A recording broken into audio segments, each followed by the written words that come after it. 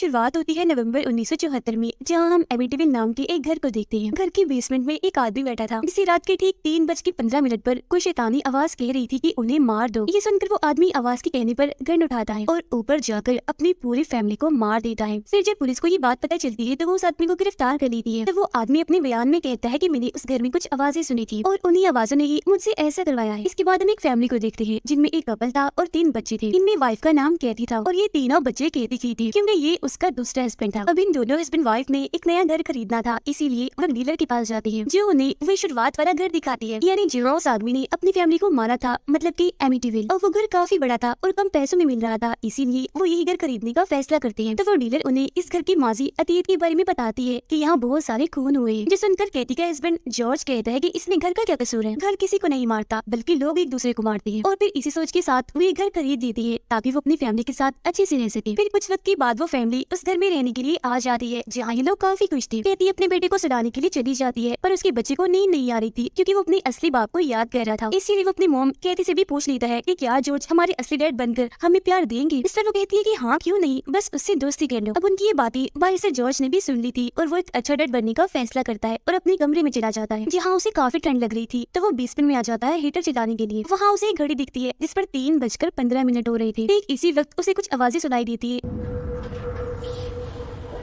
जिन्हें नजरअंदाज करके वो ऊपर चला जाता है। फिर रात को जब वो दोनों सो रही थी तो जॉर्ज अपने कमरे में एक बच्ची की आत्मा को देखता है जो फांसी से लटकी हुई थी, काफी जख्मी थी। तो वो भी काफी डर जाता है। फिर अगली सुबह जब कैथी अपने बेटे के कमरे में जाती है तो वो ये देखकर काफी हैरान रह जाती है कि मेरी बेटी अकेले में किसी से बात कर रही है। इसीलिए वो उसे पूछ भी लेती है कि तुम किससे बात कर रही हो बेटा। इस पर वो कहती है कि मैं उस बच्ची जोडी से बात कर रही हूँ। जोडी दरअसल उसे शुरुआत वाली आदमी की छोटी बहन थी जिसका खून उसने इसी कमरे में किया था।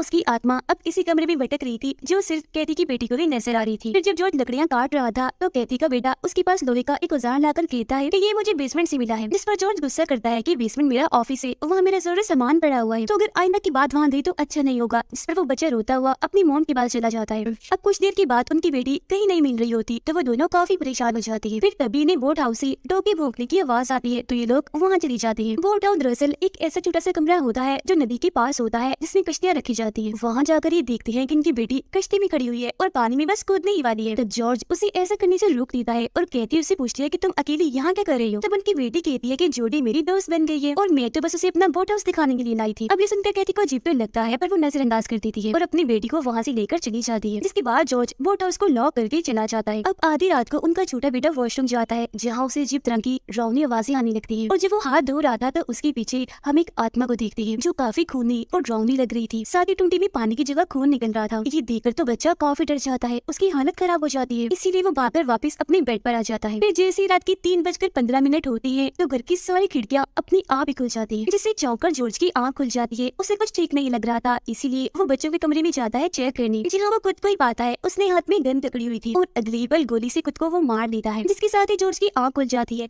हम समझ पाते हैं कि ये बस उसका सपना था। वो देखता है कि बोर्ड हाउस का दरवाजा खुला हुआ है जबकि मेरी तो वो लॉक किया था। उसे लगता है कि शायद कैथी की बेटी दोबारा वहाँ चली गई होगी तो वो जल्दी से वहाँ चेक करने जाता है पर बच्ची वहाँ नहीं थी। तब उसका डॉग भौंकने लगता है जिससे जॉर्ज को लगता है कि शायद कैथी की बेटी पानी में कूद गई है, इसलिए वो भी पानी में कूद जाता है पर वो उसे कहीं भी नहीं मिलती। फिर पानी से बाहर आकर वो देखता है कि कैथी की बेटी तो अपने कमरे की खिड़की से उसे देख रही है और उसके पीछे किसी अनजान बच्चे की आत्मा भी खड़ी थी। ये देखकर वो काफी घबरा गया था और सीधा उसके कमरे में जाता है पर ये देखकर वो काफी तंग रह जाता है कि कैथी की बेटी तो सो रही है, वो भी गहरी नींद में। फिर अगले दिन जब जॉर्ज बेसमेंट में जाता है तो उनका डॉग दीवार के नीचे खोद रहा था। इसे देखकर जॉर्ज समझ जाता है कि दीवार के पीछे जरूर कुछ तो है। अब तभी इधर कैथी भी आ जाती है जो से पूछती है कि तुम ठीक हो, तबीयत कैसी है। इस पर जॉर्ज कहता है कि मैं ठीक से सो नहीं पा रहा, मेरा मूड भी खराब सा है, जिसके साथ ही वो कैथी पर भी गुस्सा करने लगता है। अब उसका बदलता हुआ बर्ताव देखकर कैथी को काफी अजीब लगता है। फिर जब वो किचन में अकेली थी तो तभी उसके पीछे से कोई परछाई गुजरती है जिससे उसे भी महसूस हो जाता है कि कोई मेरे पीछे से गुजरा है। और जब फ्रिज पर देखती है तो वहाँ अल्फाबेट्स यानी ABC से लिखा हुआ था, catch them and kill them, यानी उन्हें पकड़ो और मार डालो। अब ये देख उसे लगता है कि शायद ये जॉर्ज ने किया होगा, इसीलिए वो इस बारे में उसे पूछने जाती है। पर जब वो दोनों वापस आते हैं तो अल्फाबेट्स अपनी पहली वाली जगहों पर आ जाते हैं। इससे देख कैथी समझ जाती है कि जरूर ये मेरा वहम होगा। रात को दोनों बाहर खाने पर जाने वाले थे और बच्चों की देखभाल करने के लिए उन्होंने एक बेबी सिटर बुलाई थी, यानी बच्चों की नैनी जो उनका ख्याल रखेगी। वो बेबी सिटर बच्चों को काफी पसंद आती है। उसके आने के बाद कैथी उसे सारा घर दिखाने के लिए ले जाने वाली थी पर वो मना कर देती है, ये कहती हुई कि मैंने पहले भी यहाँ बेबी सिटर का काम किया है। जो फैमिली पहले यहाँ रहती थी मैं उनके बच्चों की देखभाल करती थी। इसके बाद जॉर्ज और कैथी एक काफी अच्छे होटल में जाते हैं जहाँ एक साथ बहुत अच्छे वक्त गुजारते हैं। उधर बेबी सिटर कैथी की बेटी को इस घर के बारे में बता रही थी कि जो इस घर का मालिक था, इन्हें शुरुआत वाला आदमी जोड़ी का भाई, उसे इस घर में से आवाजें आती थी जो उसे उसकी फैमिली को मारने का कहती थी। पहले उसने अपने डॉग को मारा, जिसके बाद अपनी पूरी ही फैमिली को मार दिया क्योंकि उसका मानना था कि वो सब शैतान है। ये बात बताने के बाद वो कहती कि बेटी के कमरे में जाती है और उन्हें बताती है कि ये कमरा जूडी नाम की एक बच्ची का था जिसे उसके भाई शुरुआत वाले आदमी ने मार दिया, जहाँ बाद में फिर उसकी लाश अलमारी में से मिली थी। अब कहती की बेटी उसे कहती है कि जूडी का कहना था कि तुम अच्छी नहीं थी, तुम एक गंदी बेबी सिटर थी। इस पर बेबी सिटर कहती है कि वो तो मर चुकी है, फिर वो ऐसा कैसे कह सकती है। इस पर वो बच्ची कोई जवाब नहीं देती। अब कहती का बेटा उसे चैलेंज देता है उस अलमारी में जाने का, और जैसे बेबी सिटर उस अलमारी में जाती है तो जूडी की आत्मा उसे डरा देती है। जो जख्मी थी, उसके माथे पर गोली का जख्म था, वो उसका हाथ पकड़कर उसकी उंगली अपने जख्म में घुसा देती है। इस वजह से बेबी सिटर बहुत डर जाती है, उसकी हालत खराब हो गई थी और वो गहरे सदमे में चली जाती है। उसकी हालत देखकर बच्ची एम्बुलेंस को बुला लेती है। इतनी ही देर में जॉर्ज और कैथी भी वापस आ गई थी। वो भी काफी दंग रह जाती है बेबी सिटर को ऐसी हालत में देखकर। वो कैथी को बताती है कि मैंने घर में जूडी को देखा, जिससे अब कैथी भी समझ जाती है कि ये नाम तो मेरी बेटी ने भी लिया था, जिसका मतलब है कि घर में कुछ ना कुछ तो है। जबकि जॉर्ज को लगता है कि शायद ये सब बच्चों ने उसके साथ मजाक किया होगा, तो वो उन्हें काफी डांटता है। फिर कैथी अपनी बेटी के पास जाती है और उससे पूछती है कि बताओ हमारे जाने के बाद यहाँ क्या हुआ था। जिस पर उसकी बेटी बताती है कि जूडी ने बेबी सिटर को डराया क्योंकि वो उसे अच्छी नहीं लगती थी। और मामा आपको एक और बात बताऊं, जूडी का कहना ये भी है कि जॉर्ज भी कोई अच्छा इंसान नहीं है। फिर अगले दिन जॉर्ज लकड़ियाँ काट रहा था और उसे देखने से लग रहा था जैसे वो काफी गुस्से में है। वो कहती कि बेटी को कटी हुई सारी लकड़ियाँ रखने के लिए कहता है। लकड़ियाँ काफी ज्यादा थी तो उसे रात हो जाती है, जिससे कहती का बेटा काफी थक चुका था और जॉर्ज की इस हरकत की वजह से कहती भी उससे काफी नाराज होती है। अब रात को बेसमेंट से जॉर्ज को कहती की दोनों बच्चों की आवाजें आती है जो उसे गाली दे रही थी, बुरा भला कह रही थी। साथ ही उसे एक शैतानी डरावनी आवाज भी सुनाई देती है जो जॉर्ज को कहती है कि उन्हें मार डालो। उस आवाज को सुनकर वो काफी घबरा गया था, इसीलिए उस दीवार के पीछे जाता है जहाँ उसे खून की लंबी सी नाली दिखती है। थोड़ा आगे बढ़ने पर वो वहाँ खुद को भी पाता है जो काफी जख्मी था, खून में लथपथ। ये देख चौंक कर जॉर्ज नींद से जाग जाता है और हम समझ पाते हैं कि ये बस उसका बुरा सपना था। जिसके बाद वो वॉशरूम में चला जाता है नहाने के लिए। बाथ टब में जब वो नहा रहा था तो पानी के अंदर से एक आत्मा उसे डुबोने की कोशिश करती है। वो काफी डर चुका था, हाथ पाँव मारता है, जहाँ तभी आकर कहती उसकी जान बचाती है और फिर अगले ही दिन उसे डॉक्टर के पास ले जाती है चेकअप करवाने। डॉक्टर उसके कुछ टेस्ट करवाता है जिनकी रिपोर्ट्स बिल्कुल नॉर्मल थी, जिसका मतलब था कि जॉर्ज को कुछ नहीं है। फिर भी अगर वो चाहे तो किसी बड़े दिमाग के डॉक्टर को चेक करवा सकती है। फिर जब ये दोनों घर पहुँचते हैं तो ये देखकर काफी चौंक जाते हैं कि घर की छत पर उनकी बेटी खड़ी है और ऊपर से चलती हुई नदी की तरफ बढ़ रही है। उसे देखकर दोनों काफी घबरा गई थी, फौरन उसे बचाने के लिए चली जाती है। कहती उसे पूछती है कि तुम यहाँ क्या कर रही हो और आगे कहाँ जा रही हो। इस पर उसकी बेटी जवाब देती है कि मुझे जूडी ने कहा है कि अगर मैं उसके साथ जाऊंगी तो वो मुझे मेरे डैड से मिलवा देगी। इतना कहते ही वो कूद जाती है पर जॉर्ज उसे पकड़ लेता है पानी में गिरने से पहले ही, जिससे उसकी जान बचाती है। अब इस वजह से कहती अपनी बेटी पर काफी गुस्सा करती है। जॉर्ज को उनकी हरकतें काफी अजीब लगती है। वो उन सबको पागल कहकर अपना सामान लेता है और बेसमेंट में रहने के लिए चला जाता है। जिसके बाद कहती एक फादर के पास जाती है और उन्हें बताती है कि मेरी घर में कोई बुरी शक्ति है, इसलिए सब कुछ अजीबोगरीब हो रहा है और इस वजह से मेरा घर टूट रहा है। ये सुनकर फादर परेशान हो जाते हैं। कहती है कि 1 साल पहले बिल्कुल ऐसा ये केस मेरे पास आया था। कहती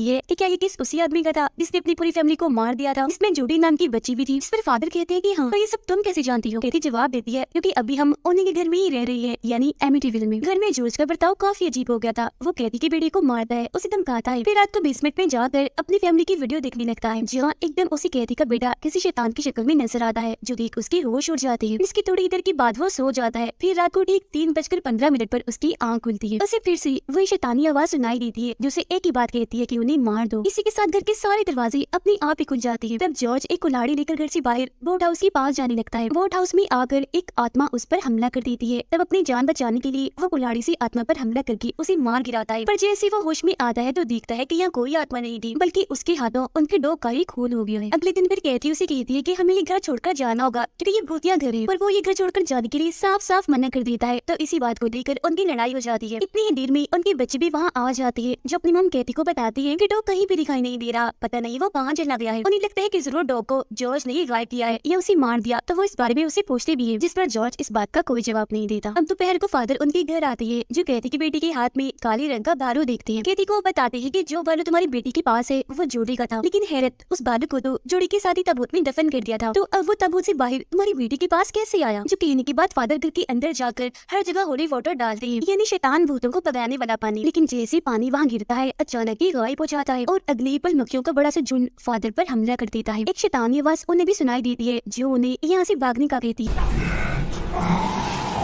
है। तो फादर ऐसे ही करते हैं, जल्दी से यहाँ से भाग जाती है। रात को एक बार फिर जॉर्ज की नींद खुल जाती है, जहाँ वो शैतानी आवाज दोबारा से उसे कहती है कि सबको मार दो, यानी अपनी फैमिली को। अब ये आवाजें काफी ड्राउनी थी जो उसके दिमाग में गूंज रही थी, इसीलिए वो काफी तकलीफ में था। वो बाहर आकर वही लेट जाता है ताकि आवाजें आना बंद हो जाए। अब उसकी हालत कैथी ने भी देख ली थी, इसीलिए वो अगले दिन लाइब्रेरी जाती है और इस घर के बारे में सारी जानकारी वाली अखबार पढ़ने लगती है, जिससे उसे पता चलता है कि शुरुआत वाले आदमी इन्हीं जोड़ी के भाई को अपनी फैमिली शैतान लगती थी, इसीलिए 28 दिन बाद उसने अपनी फैमिली को मार डाला था। अब इसी अखबार में वो एक किताब का प्रिंट छपा हुआ देखती है जिस पर एक जादूगर का नाम लिखा हुआ था। इसके बाद वो इस किताब को ढूंढकर पढ़ने लगती है। उसमें लिखा था कि वो जादूगर काफी बुरा और जालिम था और उसने ये घर 1671 में बनवाया था, जहाँ वो लोगों पर अलग अलग तरह की शैतानी जादू करता था, जिसके बाद बुरी तरह उन पर जुल्म करके उन्हें मारकर शैतान को सेक्रीफाइस कर देता था, यानी उनकी बलि शैतान को चढ़ा देता था। फिर एक दिन उस जादूगर ने अपनी ही बलि चढ़ा दी ताकि उसकी आत्मा इस घर में बंद हो सके, वो भी हमेशा के लिए। अब ये देखकर कैथी समझ जाती है कि उस घर में जादूगर की आत्मा है जो जॉर्ज से ये सब करवा रही है। उधर जॉर्ज को ये आवाजें अभी भी काफी सता रही थी, इसीलिए वो बेसमेंट का दरवाजा ही तोड़ देता है और अंदर जब जाता है तो उसे वहाँ वो जेल दिखती है जिसमें वो जादूगर लोगों पर जादू किया करता था और जुल्म देने के बाद उनकी बलि चढ़ा दिया करता था। आगे बढ़ने पर फिर उसे वो जादूगर भी दिखता है जो उसकी आंखों के सामने ही अपना गला काट लेता है। तब उसका सारा खून जॉर्ज के ऊपर जाकर गिरता है, जिससे अब वो भी पूरी तरह पोजेस हो गया था, यानी उस जादूगर जो शैतान बन गया था उसके कब्जे में आ चुका था। कैथी फिर फादर के घर जाती है और उनसे पूछती है कि आप हमारे घर से क्यों भाग गई थी, जिस पर फादर उसे बताता है कि आपके घर में एक आत्मा है जो काफी ताकतवर खतरनाक है, उससे मैं नहीं लड़ सकता था इसीलिए भाग आया। ये सुनकर कैथी वापस अपने घर आती है, जहाँ वो जॉर्ज को काफी अजीब हालत में बोट हाउस में देखती है। वो कैथी पर भी हमला करके उसे मारने की कोशिश करता है, पर वो वहाँ से भाग जाती है। कैथी की बेटी जब बेसमेंट में जाती है तो उसे अपनी फैमिली के सभी मेंबर्स के नाम की ताबूत दिखती है, जो देख वो काफी डर जाती है और कैथी को भी लाकर ये दिखाती है, जिसके बाद ये फैमिली यहाँ से निकलने का फैसला करती है। अब जॉर्ज जो पूरी तरह पोजेस था